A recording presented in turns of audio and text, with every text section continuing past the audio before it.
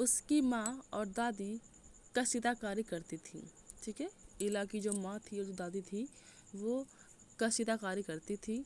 वह उन्हें सुई में रेशम पिरोने से लेकर बूटियाँ उकेरते हुए देखती थी। और क्या थी, इला जो थी अपनी दादी को और अपनी माँ को सुई में रेशम पिरोने मतलब सुई में धागा डालने तक और जो बूटियाँ होती हैं उकेरते हुए देखती थी। वो सारा सब कुछ उनको देखती थी कि किस तरह से वो कार्य को करती हैं।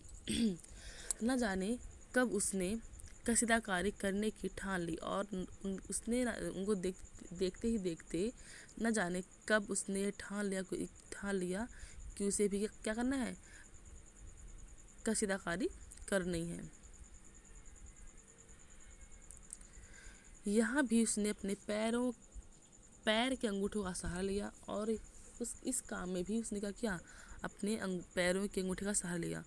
क्योंकि चूँकि जो और भी काम थे, झाड़ू लगाना, साफ सफाई करना या फिर खाना, दाल भात खाना, बाल बनाना, ये सारे काम भी वह अपने पैरों से करती थी। उसका जब कढ़ाई हुई तो वो कढ़ाई में भी उसने क्या किया, अपने पैरों का सहारा लिया। दोनों अंगूठों के बीच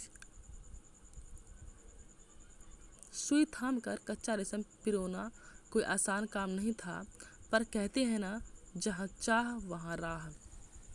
ठीक है, क्या कहा जा रहा है कि दोनों पैरों के बीच सुई को रखकर उसमें से धागा पिरोना कोई आसान काम नहीं है, लेकिन कहते हैं ना कि जहाँ चाह वहाँ राह। मतलब तुम्हारी लगन है, तुम्हें जो काम करना है, तो फिर चाहे बीच में कितनी भी बड़ी मुश्किलें क्यों ना आए, कितनी भी अड़चने क्यों ना आए, लेकिन आप वो काम को पूरा करके ही छोड़ोगे। ठीक है, उसके विश्वास और धैर्य ने कुदरत को भी झुठला दिया और जो उसके विश्वास थे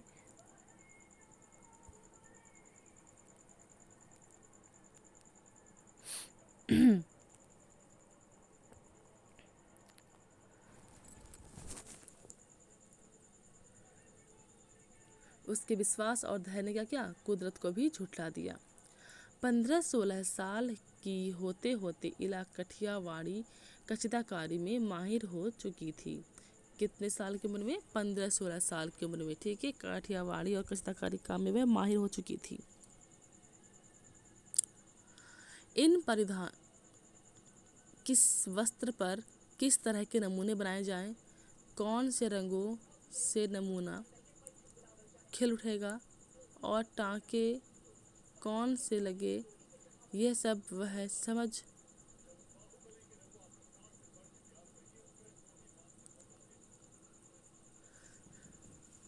गई थी। एक समय ऐसा भी आया, अब उसके द्वारा काढ़े गए परिधानों की प्रदर्शनी लगी। ठीक है, एक समय ऐसा आया कि उसने जो भी बनाया था उसकी क्या लगी है, प्रदर्शनी लगी है।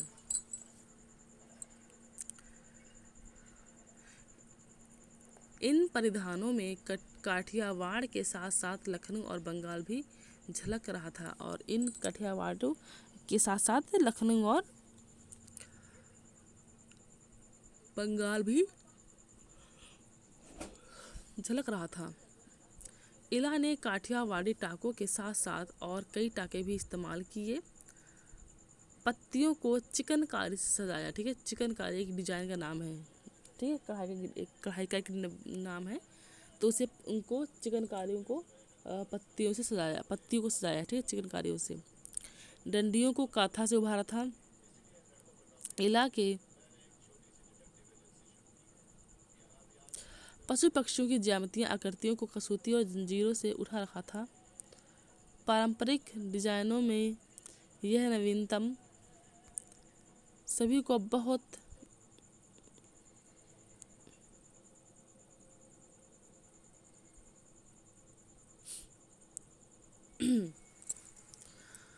आकृतियों को कसूती और जंजीर से उठा रखा था।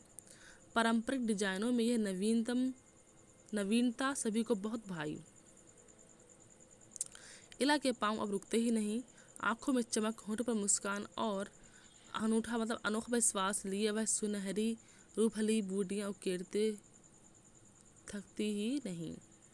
ठीक है, तो ये चैप्टर हमारा है जहाँ चाह वहाँ रहा। इस चैप्टर में हमने पढ़ा कि इला के लिए हर काम कितना मुश्किल था, लेकिन उसने उस मुश्किल को भी उसने आसान कर लिया, ठीक है ना। अपने सारे कार्य को उसने हाथों के बदले किससे किया है, पैरों से करना सीखा है।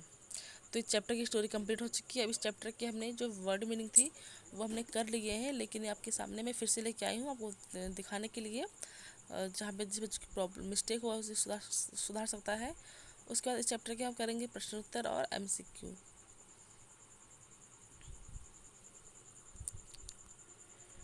तो आज दिनांक दिन 28 है, 7वां महीना है, सन 2021 है, ठीक है। दिन है बुधवार और विषय क्या है, हिंदी फर्स्ट है। पाठ 5, जहाँ चाह वहाँ राह। अनूठी का अर्थ होता है अनोखी। निबौरी का अर्थ होता है नीम का फल। साथ ना देना साथ ना देना का अर्थ है नीम का सहयोग ना करना। और दाखिला का अर्थ है प्रवेश। गति का अर्थ है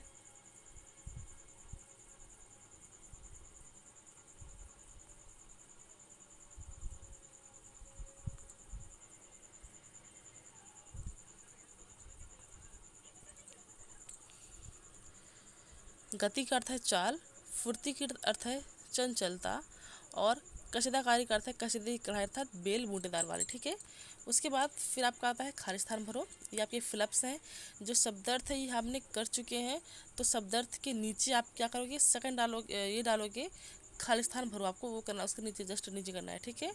तो इला की माँ और दादी करती थी, क्या करती थी, कशीदाकारी, ठीक है। इसे आप लिखोगे ब्लैक पेन से। इसका सांझ होते ही मोहल्ले के घरों से बाहर आ जाते थे कौन, बच्चे, ठीक है।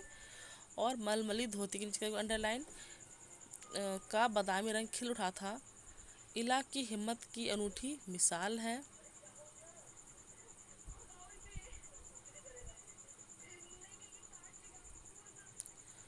उसके बाद प्रश्न उत्तर है कि इला का बचपन कहाँ बीता। तो उसका उत्तर क्या है, इला का बचपन उसके नाना के यहाँ बीता।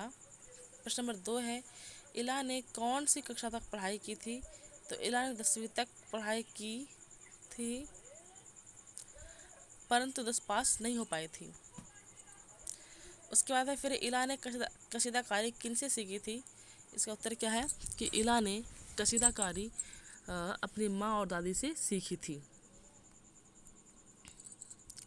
आगे इला पेंगे नहीं ले पाती थी और वह रस्सी नहीं पकड़ पाती थी, क्यों। तो उत्तर है इला पेंगे नहीं ले पाती थी और वह रस्सी नहीं पकड़ पाती थी क्योंकि उसके दोनों हाथ बिल्कुल काम नहीं करते थे, ठीक है। उनके दोनों हाथ में क्या था, बीमारी थी, इसलिए उनके दोनों हाथ बिल्कुल भी काम नहीं करते थे। तो ये आपके प्रश्न उत्तर है। फिर आपका आता है सही विकल्प चुनिए। MCQ है यहाँ पे हमारे कि इला कहाँ तक पढ़ पाई, 8 तक, 5 तक या 10 तक। तो इसका उत्तर क्या है, 10 तक। और दूसरा है उसने दाखिला लिया था, कहाँ लिया दाखिला, स्कूल में, कॉलेज में या फिर ऑफिस में। तो कहाँ लिया था उसने, स्कूल में। तीसरा है इला का बचपन अमरेली ज़िले के गांव में अपने नाना के यहाँ बीता, कहाँ बीता, दिल्ली में बादशाह या फिर राजकोट। तो उत्तर क्या है, राजकोट। और चौथा है कितने सालों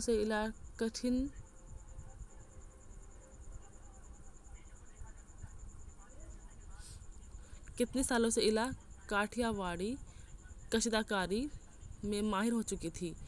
तो 9-10 साल में या फिर 15-16 साल में या 11-12 साल में। इसका राइट आंसर क्या है, 15-16 साल में, ठीक है।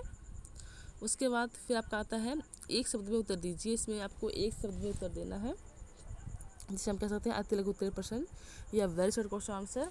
जिसमें पहला प्रश्न है कि इला कितने साल की थी। तो इसका उत्तर कितना है, 26 साल। जो काम हम हाथों से करते थे उसने किससे करना सीखा, पैरों से। अपनी माँ और दादी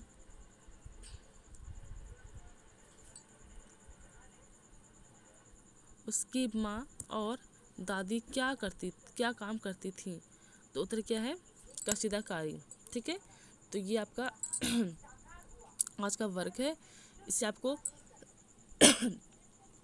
अपनी नोटबुक में लिखना है। और शब्दार्थ के नीचे जिसने शब्दार्थ लिख लिया है उसे वो पुनः शब्दार्थ नहीं लिखेगा दोबारा, ठीक है।